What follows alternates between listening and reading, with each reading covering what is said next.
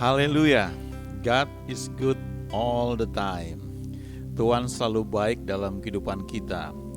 Kebaikannya itu dinyatakan lewat janjinya, lewat firman-Nya, yang tentunya perlu kita baca, perlu kita dengar, perlu kita renungkan, dan perlu kita simpan dalam lubuk hati kita.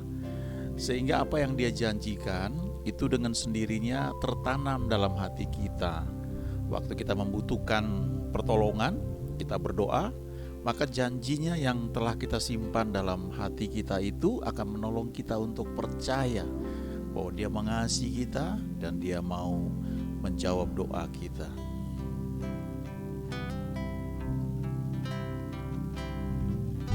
Setiap janji-Mu Tuhan, ku simpan dalam lubuk hatiku.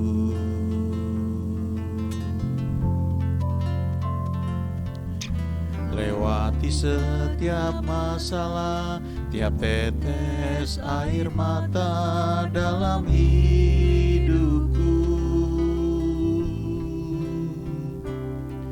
Janji-Mu menopang hidupku, kasih-Mu menuntun langkahku dalam setiap waktu. Penolongku yang aku percaya.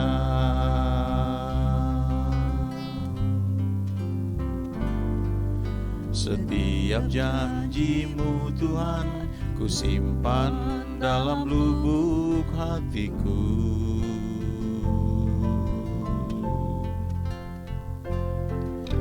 Lewati setiap masalah, tiap tetes air mata dalam hidupku.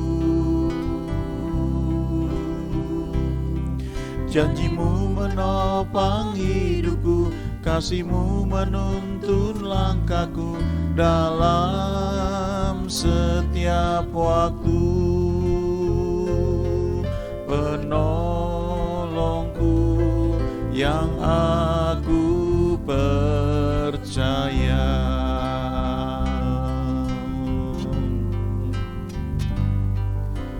Terima kasih buat kasih setiamu, penyertaan-Mu sempurna, janji-Mu tak pernah terlambat menolongku. Terima kasih, ku berterima kasih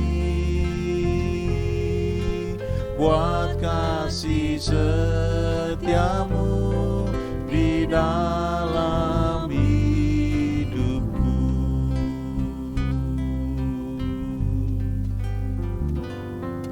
Setiap janji-Mu Tuhan, ku simpan dalam lubuk hatiku.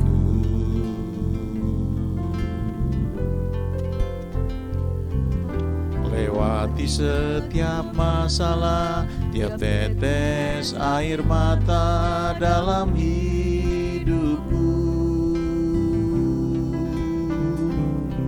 Janji-Mu menopang hidupku, kasih-Mu menuntun langkahku dalam setiap waktu. Penolongku yang aku percaya.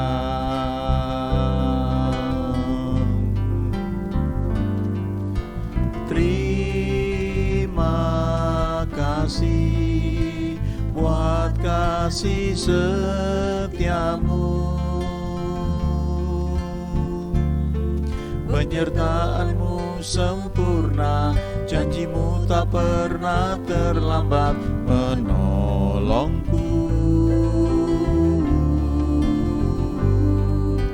Terima kasih, ku berterima kasih buat kasih setiamu di dalam hidupku. Terima kasih. Terima kasih buat kasih setiamu, penyertaanmu sempurna, janjimu tak pernah terlambat menolongku. Terima kasih, ku berterima kasih buat kasih setiamu di dalam hidup. Buat kasih setiamu, buat kasih setiamu di dalam hidupku. Buat kasih setiamu di dalam hidupku. Ucapan syukur atau terima kasih memang selayaknya selalu kita sampaikan, kita naikkan, khususnya di bagian awal doa kita ya. Kalau kita berdoa, naikkan ucapan syukur, sampaikan terima kasih, dan itu akan menolong kita seperti kita sedang menaiki anak tangga ya. Waktu kita mengucap syukur, kita perkatakan bahwa janjinya tidak pernah terlambat ya, penyertaannya sempurna. Itu menolong kita untuk percaya bahwa Dia Tuhan yang memang selalu menolong kita. Dan kalau Dia sudah menolong kita, maka Dia juga akan terus menolong kita. Dan bagian yang bisa kita lakukan adalah seperti kata-kata dalam lagu ini ya, setiap janjimu Tuhan kusimpan dalam lubuk hatiku. Ya, jadi waktu lewati setiap masalah, setiap tetes air mata yang mungkin keluar ya, waktu kita melalui masa-masa sulit, kita bisa berkata bahwa janji Tuhan itu menopang hidup kita. Kenapa? Karena janji Tuhan itu kita simpan dalam lubuk hati kita. Dan kita bisa berkata bahwa kasih-Nya itu menuntun langkah-langkah kita. Dan kita bisa berkata bahwa Dia adalah Tuhan yang menolong kita dalam setiap bagian kehidupan kita, dalam setiap waktu. Salah satu janji yang Tuhan berikan bagi kita adalah janji kesembuhan. Sebenarnya kesembuhan itu tidak diperlukan kalau kita nggak pernah sakit, kalau kita selalu sehat. Waktu kita menyimpan janji-janji Tuhan tentang kesembuhan, maka itu seperti pagar di sekeliling kita, sehingga sebenarnya kita nggak perlu sakit.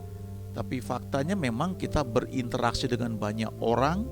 Interaksi itu kadang-kadang menyebabkan banyak hal, menyebabkan kondisi jiwa kita juga nggak nyaman, kadang-kadang tergoda untuk marah, jengkel, dan sebagainya. Ketika nggak dibereskan, maka itu seringkali menjadi celah untuk datangnya penyakit atau masalah dalam hidup kita.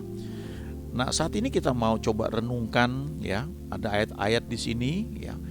Baca, renungkan, dan simpan dalam lubuk hati kita masing-masing. Dari sejak awalnya ya, from the beginning ya, dan selanjutnya itu selalu kayak begitu ya.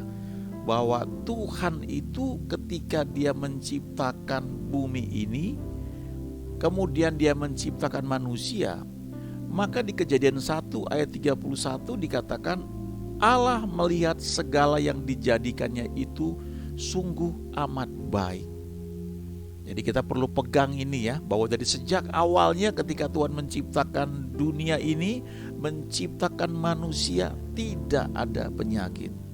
Dan Kejadian 1 ayat 31 berkata, maka Allah melihat segala yang dijadikannya itu sungguh amat baik. Jadilah petang dan jadilah pagi, itulah hari ke-6. Tetapi setelah dosa masuk ke dalam dunia, maka penyakit mulai masuk. Tapi kemudian kita baca di Perjanjian Baru, Markus 7 ayat 37. Dikatakan di sini, Markus 7 ayat 37, Mereka takjub dan tercengang dan berkata, Ia menjadikan segala-galanya baik. Yang tuli dijadikannya mendengar, yang bisu dijadikannya berkata-kata. Tuhan Yesus adalah firman yang menjadi manusia. Pada mulanya adalah firman, firman itu bersama-sama dengan Allah, dan firman itu adalah Allah. Ya, di Yohanes 1 pasal 1 itu. Kemudian dikatakan bahwa firman itu telah menjadi manusia dan diam di antara kita, dan kita melihat kemuliaannya sebagai anak Allah. Nah, kemudian dikatakan di Markus 7 ayat 37, Ia, yaitu Yesus, menjadikan segala-galanya baik. Jadi kita perlu pegang ini, bahwa pada awalnya ketika Tuhan menciptakan segala sesuatu itu, Dia melihat bahwa semuanya itu sungguh amat baik. Tapi ketika dosa masuk dalam dunia, terjadi penyakit, kerusakan dan sebagainya, Markus 7 ayat 37 berkata bahwa Yesus menjadikan segala-galanya baik. Tidak hanya itu, di Kisah Rasul 10 ayat 38 dikatakan bahwa Yesus dari Nazaret diurapi dengan Roh Kudus dan kuat kuasa, dan Dia berbuat baik dan menyembuhkan semua orang yang dikuasai iblis. Ya, Kisah Rasul 10 ayat 38, yaitu tentang Yesus dari Nazaret, bagaimana Allah mengurapi Dia dengan Roh Kudus dan kuat kuasa, yang berjalan berkeliling sambil berbuat baik dan menyembuhkan semua orang yang dikuasai iblis, sebab Allah menyertai Dia. Setidaknya 3 ayat ini kita simpan dalam lubuk hati kita. Kita renungkan, kita catat, ya, kita bisa baca berulang-ulang. Kita ingat bahwa dari sejak awalnya ketika Tuhan menciptakan langit dan bumi, Ia menjadikan semuanya itu sungguh amat baik. Lalu ketika Tuhan Yesus datang ke muka bumi ini, Ia juga menjadikan segala-galanya baik. Lalu Kisah Rasul mencatat bahwa Tuhan Yesus berjalan berkeliling sambil berbuat baik dan menyembuhkan semua orang yang dikuasai iblis, ya. Sebab Allah menyertai Dia. Saya ulangi lagi, saya bacakan 3 ayat ini, ya. Kejadian 1 ayat 31. Maka Allah melihat segala yang dijadikannya itu sungguh amat baik. Jadilah petang dan jadilah pagi, itulah hari ke-6. Markus 7 ayat 37. Mereka takjub dan tercengang dan berkata, Ia menjadikan segala-galanya baik. Yang tuli dijadikannya mendengar, yang bisu dijadikannya berkata-kata. Kisah Rasul 10 ayat 38, yaitu tentang Yesus dari Nazaret, bagaimana Allah mengurapi Dia dengan Roh Kudus dan kuat kuasa. Dia yang berjalan berkeliling sambil berbuat baik dan menyembuhkan semua orang yang dikuasai iblis, sebab Allah menyertai Dia. Selanjutnya kita akan lihat ayat demi ayat di kitab Kejadian, bagaimana Tuhan menyembuhkan, Tuhan memulihkan. Kita nyanyikan lagi lagu ini. Setiap janji-Mu Tuhan, ku simpan dalam lubuk hatiku.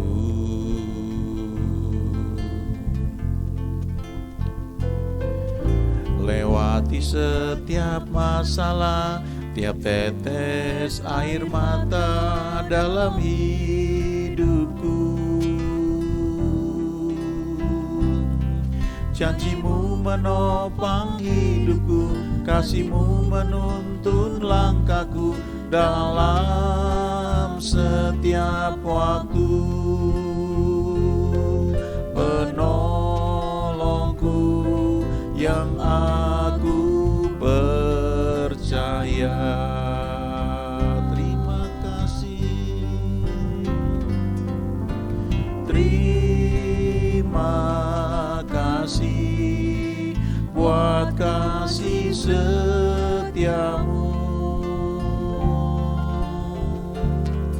Penyertaan-Mu sempurna, janji-Mu tak pernah terlambat menolongku.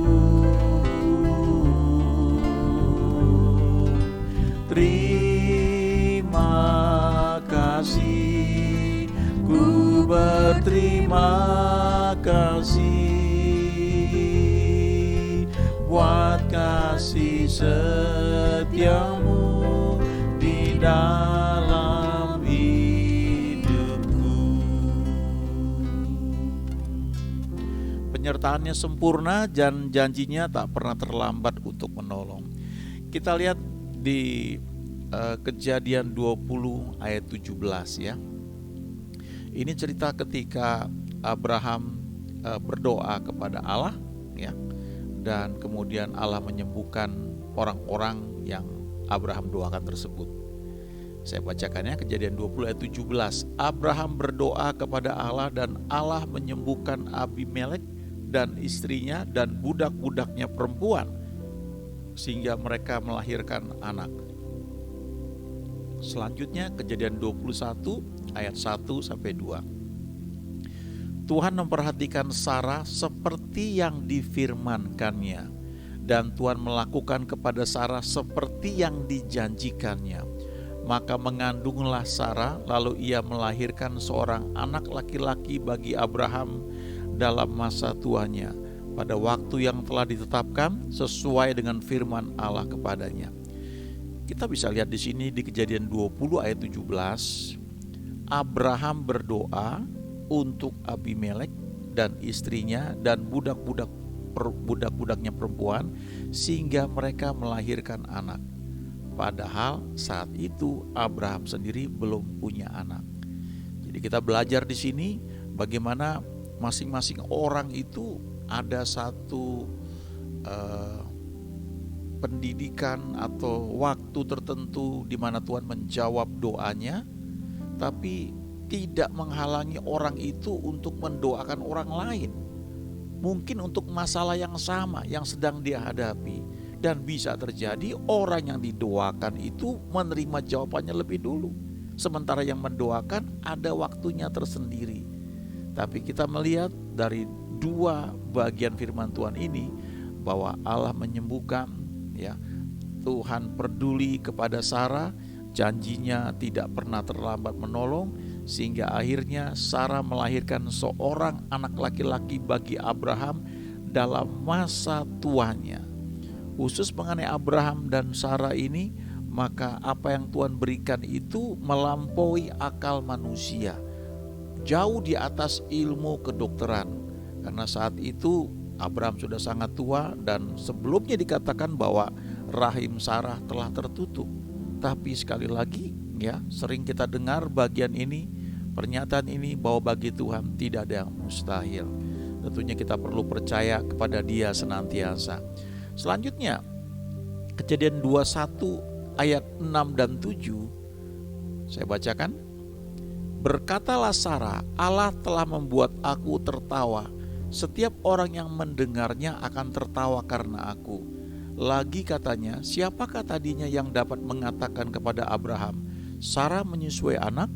Namun aku telah melahirkan seorang anak laki-laki baginya pada masa tuanya. Ketika Tuhan menjawab doa Abraham dan Sarah yang sudah lama dinaikkan, Sarah itu umurnya sudah 90 tahun, Abraham sudah 100 tahun. Dan ketika mereka dipanggil keluar dari Haran, usia Abraham sudah 75 tahun. Jadi sudah 25 tahun, itu belum termasuk ketika mereka masih di Ur Kasdim. Jadi sudah cukup lama Abraham dan Sarah menantikan keturunan, sudah berdoa, dan Abraham sudah berdoa untuk Abimelek. Mereka mendapatkan jawaban, tapi Abraham sendiri belum dapat. Tapi setelah Tuhan menjawab dan Sarah mengandung melahirkan anak, dikatakan di sini Allah telah membuat aku tertawa. Kenapa tertawa? Karena satu, sukacita pasti, tapi yang kedua adalah itu gak masuk akal, itu di luar logika. Tawa ini mengundang rasa kagum akan Tuhan. Itu sebabnya diberi nama Ishak, karena arti Ishak adalah tertawa. Gak ada yang mustahil bagi Tuhan. Ketika Tuhan menjawab doa kita, ketika kita menerima kesembuhan, maka kita bisa tertawa karena kita kagum dengan cara Dia yang luar biasa. dan kita bisa berkata kepada Dia, terima kasih. Terima kasih buat kasih setiamu.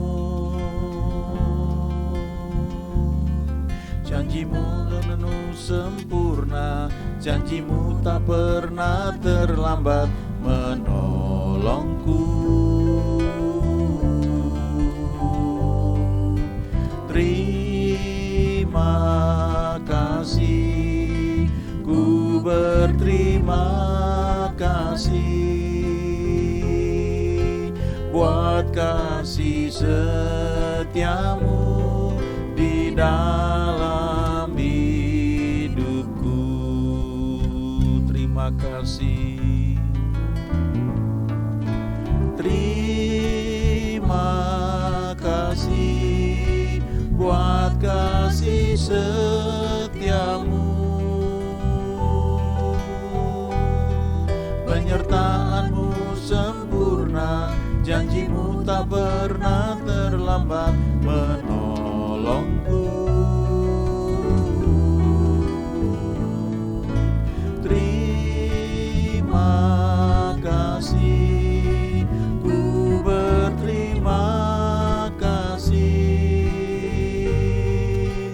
buat kasih setiamu di dalam hidup. Buat kasih setiamu, buat kasih setiamu di dalam hidupku.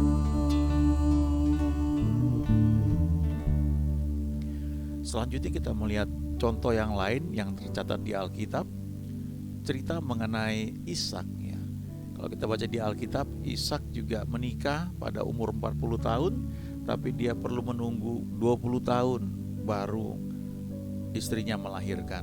Dan kita baca di sini Kejadian 15 ayat 21, berdoalah Ishak kepada Tuhan untuk istrinya, sebab istrinya itu mandul. Tuhan mengabulkan doanya sehingga Ribka istrinya itu mengandung. Kejadian 30 ayat 22 ini cerita mengenai Rahel. Kalau kita baca ceritanya, Yakub punya istri Lea dan Rahel. Lea itu melahirkan banyak anak, tapi Rahel tidak ada anak yang dia lahirkan. Sampai Rahel pakai usaha yang waktu itu bisa dilakukan, dia kasih gundiknya supaya dia bisa punya anak lewat gundiknya tersebut. Tapi setelah sekian lama, akhirnya di Kejadian 30 ayat 22, lalu ingatlah Allah akan Rahel, Allah mendengarkan permohonannya serta membuka kandungannya. Dan kalau kita baca lebih lanjut, lahirlah Yusuf, dan ini orang yang sangat istimewa. Kita bisa melihat Yusuf ini dipersiapkan menjadi orang yang nantinya jadi penguasa di Mesir. Dan karena dialah maka Mesir bisa mengalami kemakmuran, karena dia bisa mengatur segala sesuatunya dengan baik, sehingga waktu ada kelaparan melanda seluruh dunia, Mesir tidak mengalami kelaparan. Bahkan Yakub dan anak-anaknya juga akhirnya bisa pindah ke Mesir dan tinggal di tanah yang khusus, tanah Goshen, karena Yusuf yang sudah menjadi penguasa di Mesir. Siapa itu Yusuf?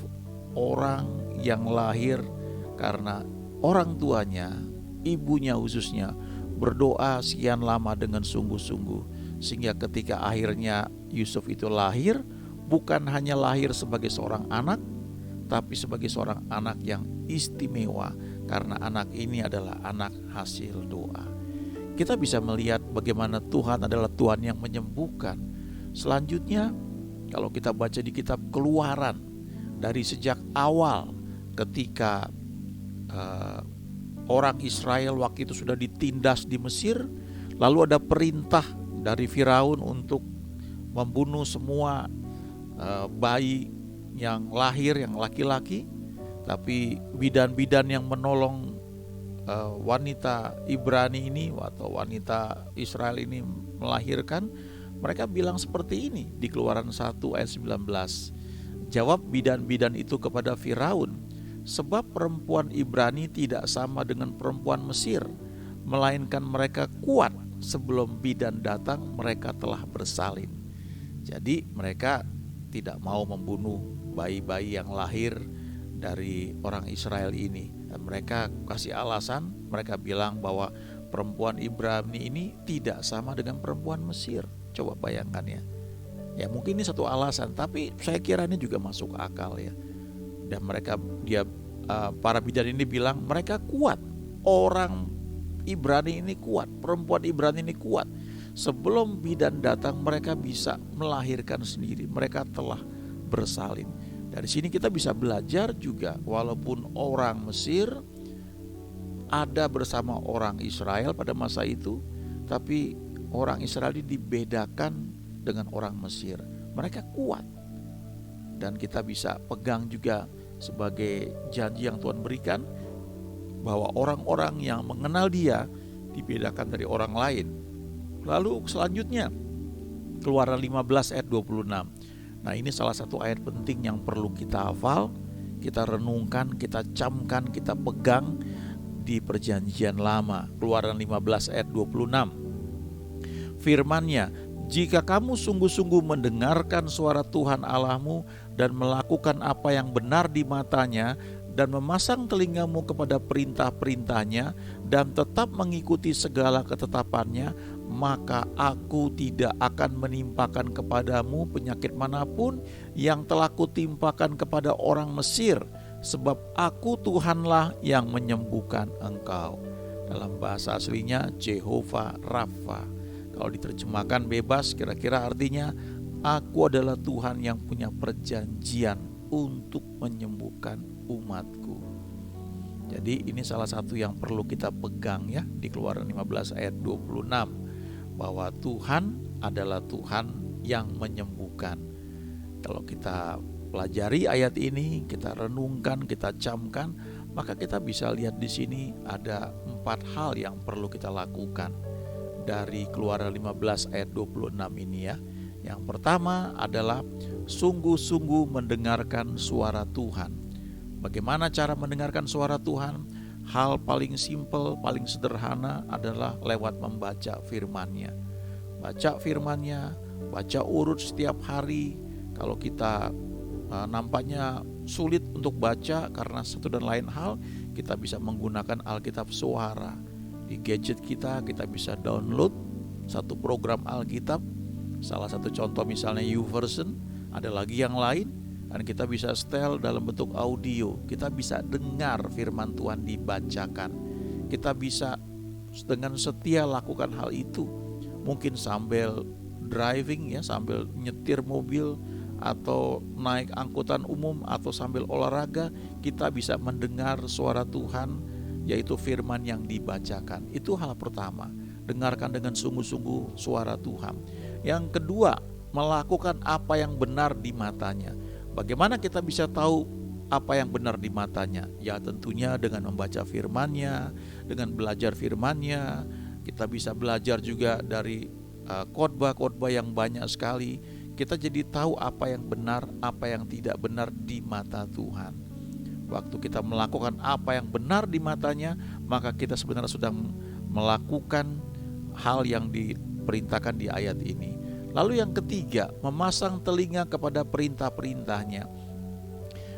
Kalau yang pertama itu mendengarkan suara Tuhan, lalu melakukan apa yang benar di matanya, maka yang ketiga ini memasang telinga kepada perintah-perintahnya, artinya waktu kita sedang mendengarkan suara Tuhan lewat Alkitab yang dibacakan, lewat firman Tuhan, lalu kita dengan setia melakukan yang kita tahu benar di mata Tuhan, sementara itu kita buka telinga kita, karena sangat mungkin ada hal-hal spesifik yang sedang Tuhan perintahkan kepada kita secara khusus. Yohanes 14 ayat 21 berkata, barang siapa memegang perintahku dan melakukannya, dialah yang mengasihi aku. Barang siapa mengasihi aku, ia akan dikasihi oleh Bapa-Ku, dan aku pun akan mengasihi dia dan akan menyatakan diriku kepadanya. Artinya Tuhan itu akan menjadi real, nyata bagi kita. Kalau kita sedang berjalan, kita mungkin tidak lihat, tapi kita bisa berasa ada orang di samping kita sedang berjalan mendekati kita. Ternyata teman kita, ya. Walaupun kita nggak lihat, kita bisa rasakan itu. Nah, kalau kita setia melakukan perintah Tuhan kepada kita, menurut Yohanes 14:21, maka Tuhan itu akan menjadi real buat kita. Kita nggak lihat dengan mata jasmani kita, kita nggak dengar dengan telinga jasmani kita, tapi kita tahu Dia ada bersama kita. Itu begitu real. Jadi yang ketiga ini, kita perlu belajar memasang telinga kita, menangkap apa perintahnya buat kita. Mungkin 1-2 hal, lakukan dengan setia. Baru yang keempat, tetap mengikuti segala ketetapannya. Artinya setia, continue. Yang sudah kita tahu perlu kita lakukan, lakukan dengan setia. Dan gak perlu menghakimi orang lain, dan gak perlu marah kalau ada orang lain yang tidak melakukan apa yang kita lakukan. Tidak perlu menuntut orang lain, karena mungkin pengenalannya akan Tuhan berbeda, atau tingkat rohaninya masih berbeda. Kita tidak bisa memaksakan sesuatu yang orang dewasa bisa lakukan kepada anak-anak. Kita perlu belajar mengerti bahwa mereka masih anak-anak, mereka belum mengerti. Kita yang sudah lebih dewasa, kita perlu belajar tetap ikuti segala ketetapannya. 4 hal ini yang perlu kita lakukan. Yang pertama, sungguh-sungguh mendengarkan suara Tuhan. Yang kedua, melakukan apa yang benar di matanya. Yang ketiga, memasang telinga kepada perintah-perintahnya. Yang keempat, tetap mengikuti segala ketetapannya. Maka janji Tuhan, aku tidak akan menimpakan kepadamu penyakit manapun. Saya pernah baca ulasan seorang hamba Tuhan yang melayani kesembuhan ilahi, dan dia bilang dalam terjemahan bahasa aslinya itu, ayat ini berkata, aku tidak akan mengizinkan penyakit apapun datang kepadamu. Ya. Kenapa? Karena aku Tuhanlah yang menyembuhkan engkau. Kadang-kadang kita suka berpikir Tuhan mengizinkan ini untuk mengajar kita. Tapi kalau ayat ini bilang Tuhan tidak mengizinkan, seringkali itu terjadi karena ada celah dalam kehidupan kita. Kita mungkin tidak setia lakukan bagian hal tertentu. Mungkin 4 hal di atas itu kita gak lakukan dengan baik, sehingga terjadi celah. Tapi kalaupun itu terjadi, percayalah bahwa Tuhan tetap mau menyembuhkan. Datang kepada Dia, pegang janjinya, maka Dia akan menyembuhkan. Saya bacakan ulang lagi Keluaran 15 ayat 26. Firman-Nya, jika kamu sungguh-sungguh mendengarkan suara Tuhan Allahmu dan melakukan apa yang benar di matanya, dan memasang telingamu kepada perintah-perintahnya dan tetap mengikuti segala ketetapannya, maka aku tidak akan menimpakan kepadamu penyakit manapun yang telah kutimpakan kepada orang Mesir, sebab aku Tuhanlah yang menyembuhkan engkau. Ayat-ayat yang kita baca, kita renungkan ini secara khusus bicara mengenai kesembuhan. Tapi prinsip yang sama kita bisa lakukan juga terhadap janji Tuhan, yang bukan hanya soal kesembuhan, tapi juga soal yang lain. Bagaimana Dia Tuhan yang mencukupi, Tuhan yang menyediakan, dan kita bisa percaya hal itu, dan itu juga menjadi bagian apa yang Tuhan berikan buat kita.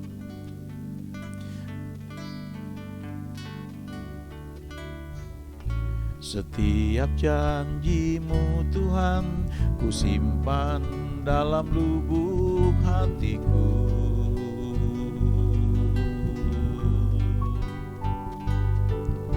Lewati setiap masalah, tiap tetes air mata dalam hidupku.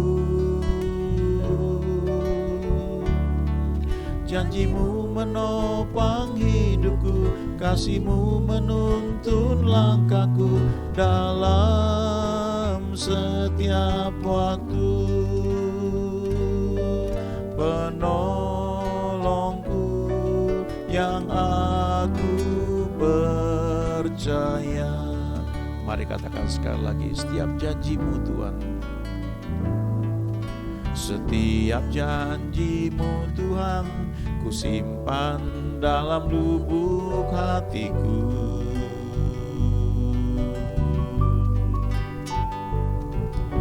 Lewati setiap masalah, tiap tetes air mata dalam hidupku.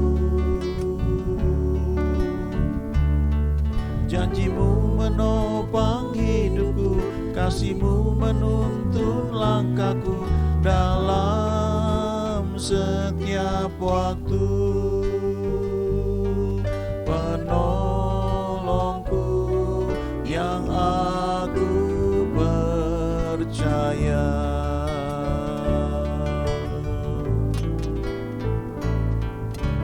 Terima kasih buat kasih setiamu, penyertaan-Mu sempurna, janji-Mu tak pernah terlambat menolongku. Terima kasih, ku berterima kasih buat kasih setiamu di dalam hidup. Terima kasih,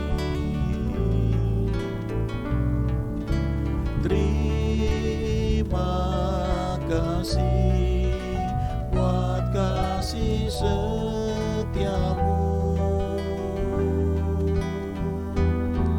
penyertaan-Mu sempurna, janji-Mu tak pernah terlambat menolongku. Terima kasih, ku berterima kasih buat kasih setiamu di dalam hidupku.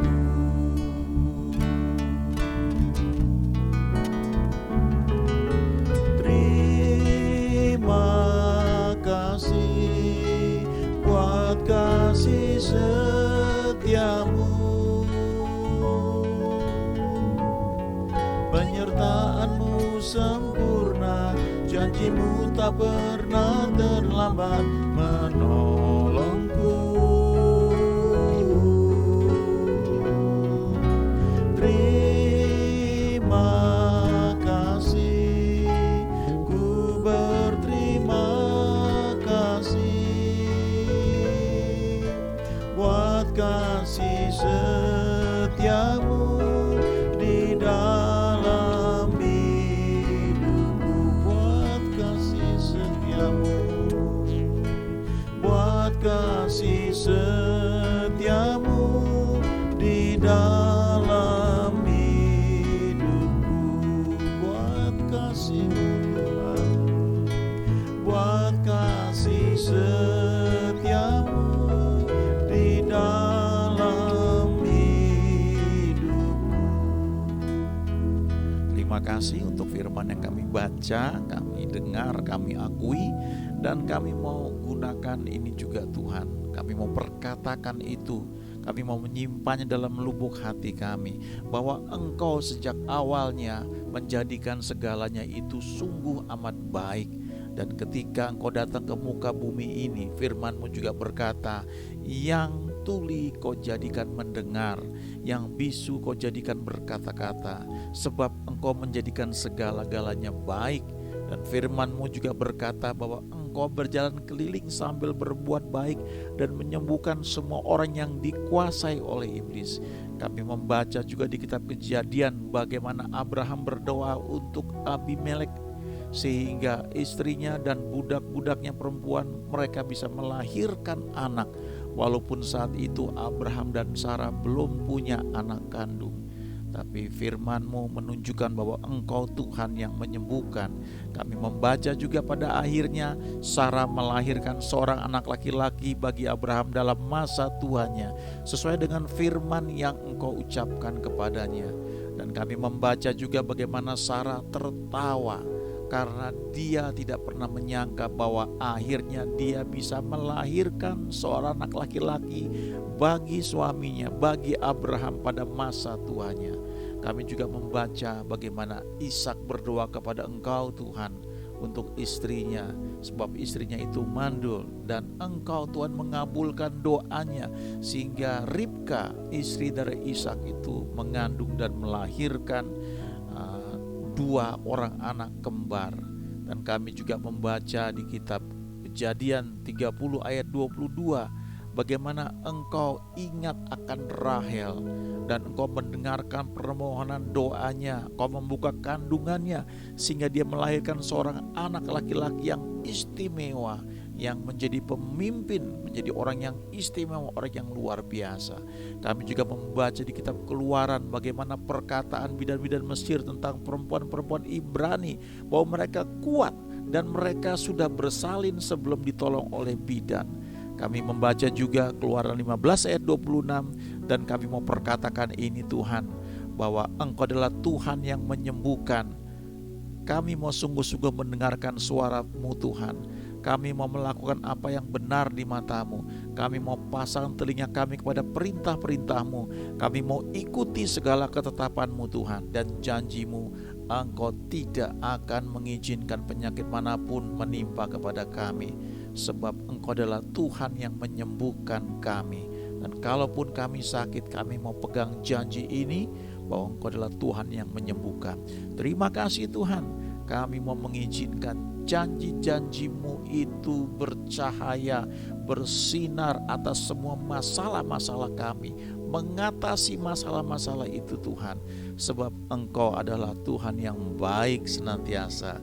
God is good all the time. Terima kasih Tuhan, dalam nama Yesus kami sudah berdoa. Amin.